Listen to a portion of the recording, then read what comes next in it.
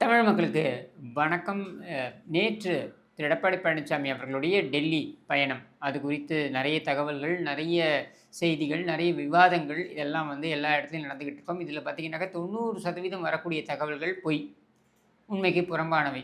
இதில் என்ன நடந்திருக்கிறது அப்படின்றத அங்கே இருந்து பார்த்து, நீ என்ன பக்கத்தில் இருந்து பார்த்தியா அப்படின்னு சில பேர் கேட்பாங்க. ஆமாம், பக்கத்தில் இருந்து பார்த்ததுனால சொல்கிறேன். பக்கத்தில் இருந்து பார்த்த அந்த தகவல்கள் வந்ததுனால சொல்கிறேன். ரொம்ப தெளிவாக இதுதான் நடந்திருக்கிறது. நேற்று 9 மணிக்கு அங்கே லேண்ட் ஆறாரு. 9:15க்கு அங்கே லேண்ட் ஆகி, அதுக்கப்புறம் அங்கிருந்து அவர் வந்துட்டு ஹோட்டலுக்கு போகிறாரு. ஹோட்டலில் இருந்து கிட்டத்தட்ட 12:15க்கு 12:15க்கு அவர் வந்து வைஸ் பிரசிடென்ட் துணை ஜனாதிபதியுடைய இல்லத்திற்கு செல்கிறார். அந்த இல்லத்தில் அவருக்கு வந்து ஒரு சிறப்பான விருந்து அளிக்கப்படுகிறது. சிபி ராதாகிருஷ்ணன் அவர்கள் புதிதாக துணை ஜனாதிபதியாக தேர்வு செய்யப்பட்டிருக்கிறார்.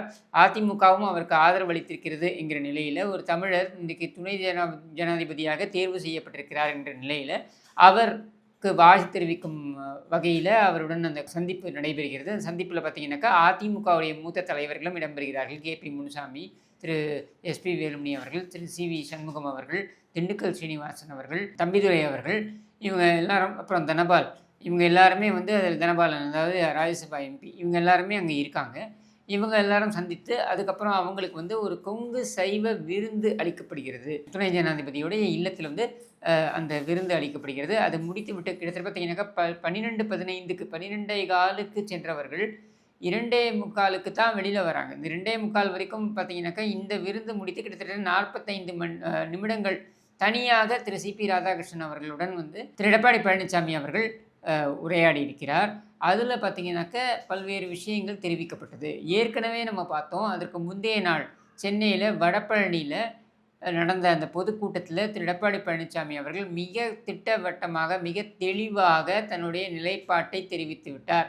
இவரை அனுசரிக்கல, அவர் யார் உழைக்கிறாங்களோ அவரை தான் அனுசரிப்போம். வெட்டி பேச்சு பேசிட்டு இருக்காங்க, இடம் இல்ல, உழைக்கிறவர்களுக்கு தான் இடம்.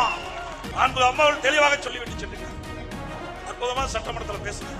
எனக்கு பின்னால் 100 ஆண்டு காலம் அதிமுக தொடரும். சில பேர் அதிமுக அடமான வைக்க பார்க்கிறார்கள். அதிலிருந்து அதிமுகவை காப்பாற்ற அத்தனை பேரும் நம்ம துணிந்து நிற்க வேண்டும். நிற்பீங்களா? இந்த ஒன்றிணைய வேண்டும், எல்லோரும் ஒன்றிணைய வேண்டும் என்று சொல்லக்கூடிய விஷயத்தில் மிக தெளிவாக தன்னுடைய நிலைப்பாட்டை தெரிவித்து விட்டார்.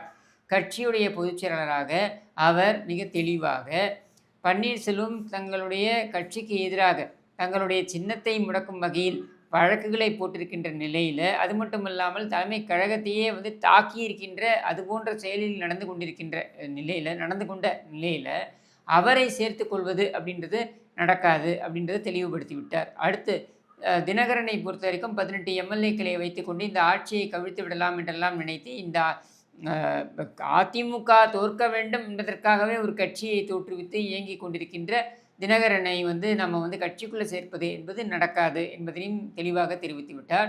திருமதி சசிகலா அவர்களை பொறுத்த வரைக்கும் அவங்க தேர்தலில் நிற்க முடியாது. அவங்களுடைய சாப்டர் தமிழக அரசியலை பொறுத்த வரைக்கும் பார்த்தீங்கன்னாக்கா அது முடிந்து போன கதை.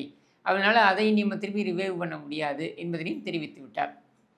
இதை அப்படியே அங்கே CP ராதாகிருஷ்ணன் அவர்களிடமும் சொல்லியிருக்கிறார். நம்ம கூட்டணி வந்து நல்ல முறையில் சென்று கொண்டிருக்கிறது, ஜெல்லாகியிருக்கு, கடைநிலை வரைக்கும் இந்த கூட்டணி வந்து நன்றாக ஒற்று போகிறது அப்படின்ற சூழலில் தேவையில்லாத சர்ச்சரவுகள், தேவையில்லாத பிரச்சனைகளுக்கு நம்ம இடம் கொடுக்கக்கூடாது என்பதனை தெளிவுபடுத்தியிருக்கிறார்.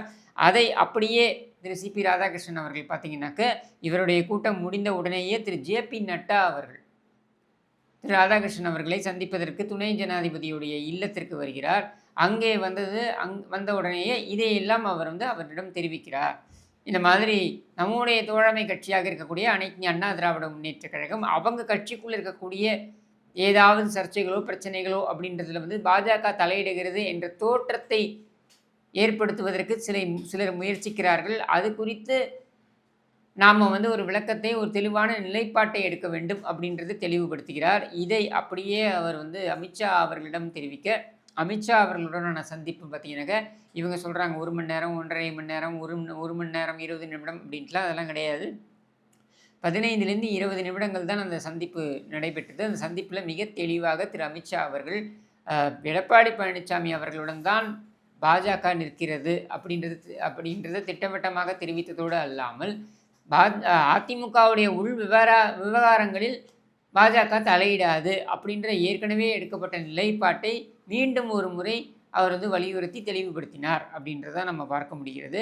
இது அதோடு அல்லாமல் அடுத்த கூட்டணியை எப்படியெல்லாம் வந்து நம்ம உருவாக்குவது அப்படின்றது குறித்து தனக்கு சில திட்டங்கள் மனதில் இருப்பதாகவும் அந்த திட்டங்களுக்கு பாஜக துணை நிற்க வேண்டும் என்றும் கோரிக்கை விடுத்ததற்கு அவர்கள் செவிமடுத்திருக்கிறார்கள். அது மட்டுமல்லாமல் இப்பொழுது பாமகவுடன் அடுத்தபடியாக கூட்டணிக்கான பேச்சுவார்த்தையை துவங்க வேண்டும் அப்படின்ற ஒரு முடிவையும் வந்து 2 கட்சி தலைவர்களும் எடுத்திருப்பதாக தெரிகிறது.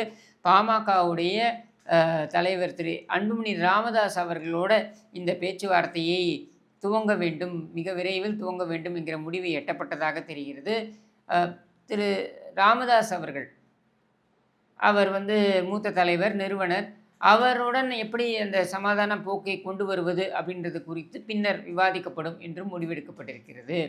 இப்படியான சூழலில் தான் அவர் வந்து இந்த கூட்டம் நிறைவடைந்து அங்கிருந்து அவர் கிளம்புகிறார். அவர் கிளம்பும் பொழுது காரில் வெளில வரும்பொழுது அது கர்ச்சீஃபில் வைத்து கொண்டிருக்கும் தொடச்சிருப்பார். அதை உடனே கர்ச்சீஃபை வைத்துக்கொண்டு முகமூடியை போட்டுக்கொண்டு வருகிறார் வெளியே எடப்பாடி பழனிசாமி அப்படின்னு சொல்லிட்டு நிரஞ்சன் அப்படின்ற அந்த பத்திரிகையாளர் வந்து அங்கே வந்து பிரேக் பண்ணுறாரு நியூஸை.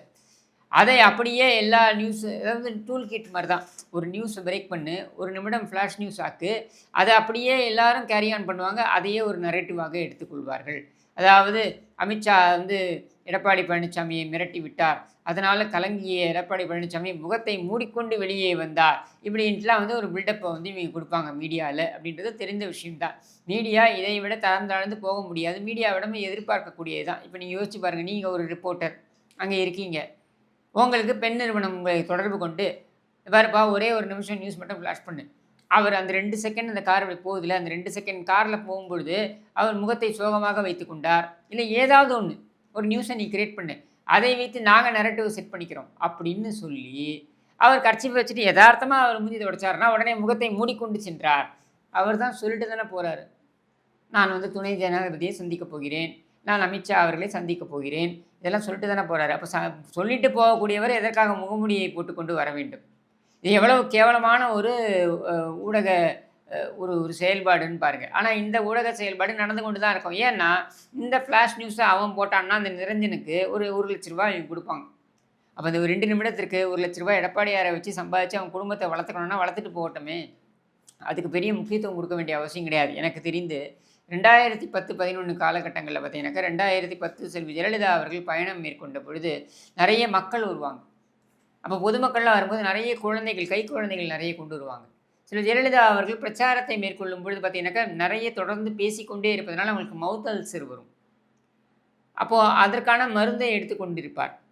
அப்படின்னும் பொழுது இந்த குழந்தைகளை பார்த்தீங்கன்னாக்கா இந்த குழந்தை வந்து கொடுக்கும்பொழுது இந்த குழந்தைகளை உச்சி முகர்ந்து பேர் வைக்க வேண்டும்னு கொடுக்குறாங்க ஆசையாக, அதை நிராகரிக்கவும் முடியாது. அப்படி வாங்கி உச்சி முகர்ந்து அவர் பெயர் வைக்கும் பொழுது பார்த்தீங்கன்னாக்கா அந்த குழந்தைக்கு முத்தம் கொடுப்பதை தவிர்ப்பார். அதுக்கு பதிலாக என்ன பண்ணுவாங்கன்னா அவங்க பெற்றோர்கள் தவறாக நினச்சிக்கூடாது அப்படின்றதுக்காக அவங்க கையிலேயே கொடுத்துப்பாங்க. இவ்வளவு தான் நடக்கும். இதை உடனே எடுத்து வைத்து சன் டிவி பார்த்தீங்கன்னாக்கா ஒரு 3 நாள் ஓட்டினார்கள். ஏன்னா தன் கைக்கு தானே முத்தம் கொடுத்து கொண்ட ஜெயலலிதா அப்படின்ட்டு. அவங்க செஞ்சது குழந்தைக்கு இன்ஃபெக்ஷன் வந்துடக்கூடாது என்பதற்காக. அது ஒரு தாயுள்ளம் கொண்ட ஒரு நபரால் தான் அது யோசிக்க முடியும். இவர்களுக்கு அதெல்லாம் கிடையாது. இவங்களை பொறுத்த வரைக்கும் இதையெல்லாம் ஒரு பிரிவுபடுத்தி ஒரு பெரிய நியூஸ் ஆக்கணும் அப்படின்றது தான். இப்படி ஒன்றுமில்லாத விஷயங்களை ஊதி பெரிதாக்குவதற்கு தான் இவர்கள் மீடியாவை பயன்படுத்தி கொண்டிருக்கிறார்கள். அதனால் அதை நம்ம புறந்தள்ளி விட்டு போகலாம். இதையெல்லாம் நம்ம கவலைப்பட வேண்டிய அவசியம் இல்லை. மீடியா இப்படித்தான் பேசிக்கொண்டே இருக்கும். நம்மை பொறுத்தவரைக்கும் எடுத்திருக்கின்ற ஒவ்வொரு அடியும் பார்த்திங்கனாக்கா, நம்ம எடுத்து வைக்கக்கூடிய ஒவ்வொரு அடியும் பார்த்திங்கனாக்கா வெற்றியை நோக்கி இருக்க வேண்டும் என்றால் இந்த சலசலப்புக்கெல்லாம் நம்ம வந்து பதில் சொல்லி கொண்டிருக்க வேண்டிய அவசியம் கிடையாது. ரோட்டில் நடந்து போகும்போது 4 நாய் குலைக்கத்தான் செய்யும். ஒவ்வொரு நாய்க்கும் நிறுத்தி நீங்கள் நிதானமாக பதிலளித்து கொண்டிருந்தோம் என்றால் அல்லது விளக்கம் அளித்து கொண்டிருந்தோம் என்றால் நாம் நம்முடைய இலக்கை அடைய முடியாது என்கிற நிலையில்தான் இதை எடப்பாடி பழனிசாமி ஒரு பொருட்டாகவே கண்டுகொள்ள மாட்டார். அப்போ இங்கே ரொம்ப தெளிவாக டெல்லிக்கு பல விஷயங்கள், இங்கே நடந்து கொண்டிருக்கின்ற பல விஷயங்கள் தெரிவிக்கப்பட்டிருக்கிறது. அது மட்டும் இல்லாமல் திமுக தங்களுடைய பணத்தை எல்லாம் கொண்டு போய் ஒரு தொகுதியிலும் எப்படி வைத்திருக்கிறார்கள், நிறுத்தி வைத்திருக்கிறார்கள் என்பதும் தெரிவிக்கப்பட்டிருக்கிறது. இனிமேல் அந்த பணப்பட்டுவாடா என்பதனை தடுப்பது எப்படி அப்படின்றதற்கான யோசனைகளும் அல்லது சிந்திக்க வேண்டும் என்றும் வலியுறுத்தப்பட்டிருக்கிறது. அது மட்டுமல்லாமல் 4 அமைச்சர்கள் குறித்த கோப்புகள் அங்கே வழங்கப்பட்டிருக்கிறது. இது சம்பந்தப்பட்ட நடவடிக்கைகள் உடனே பாயும் என்கிற உத்தரவாதமும் வழங்கப்பட்டிருக்கிறது. அப்படின்றது தான் உண்மையான செய்தி. இந்த செய்தி எத்தனை மீடியா கேரி பண்ணுவாங்கன்னா, யாரும் கேரி பண்ண மாட்டாங்க. ஏன்னா, அவர்களை பொறுத்தவரைக்கும் இங்கே எடப்பாடி பழனிசாமி அவர்களை சிறுமைப்படுத்த வேண்டும் அப்படின்றது தான் அவர்களுக்கு கொடுக்கப்பட்டிருக்கின்ற அஜெண்டா. அதை நோக்கித்தான் அவர்கள் பயணிப்பார்கள். அதை நாம் ஒரு பொருட்டாக எடுத்துக்கொள்ள வேண்டிய அவசியமில்லை. இதுதான் உண்மையில் நடந்தது என்பதனை விளக்கி விடைபெறுகிறேன். நன்றி, வணக்கம்.